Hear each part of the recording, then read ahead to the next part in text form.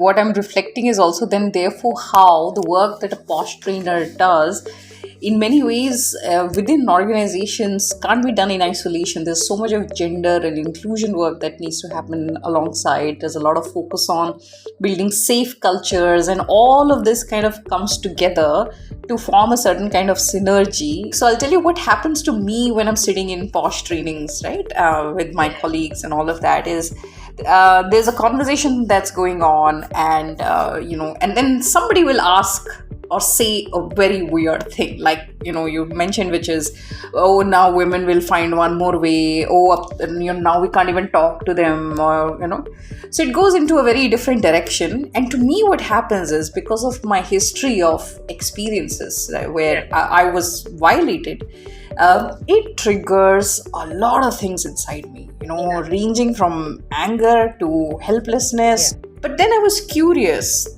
why does a trainer you've learned to become comfortable with people's discomfort? How does one do that? Because this is not just about how do I prepare before a session. There's an entire shift, right? There's a lot of inner work that one is doing through all of this, because I'm sure this is triggering for anybody. So tell us about that. What is going on in the background of Prerna, the POSH trainer who is preparing to walk into these kind of territories? I think when I started, it was slightly tough. But I think over the years also, what I've come to realize is, all of us have dealt with some sort of conditioning growing up.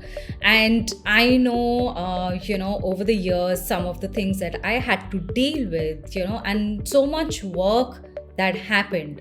And I think that awareness helped me, to realize that when I am going into the training, yes, there will be people who will ask these questions.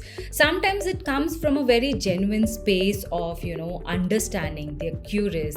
There is, and I think the whole Me Too movement that happened, where there's so many women who came forward, whether it was outside or in India, there was so many women who came forward with their stories of things that had happened to them. I think, yes, there are all the background noises which are going on in my head, but I also need to understand that if I took so much time to deal with or understand my conditioning, for me to expect participants to suddenly unlearn those conditioning in this session will not be, it's not going to happen. So I am very acutely aware of that. And a lot of times, especially, when questions of false complaint comes in, I often, I switch the conversation in terms of, I ask the group that this law has been in place, you have your internal committees, you have these trainings happening, what percentage of women do you think are filing the complaint?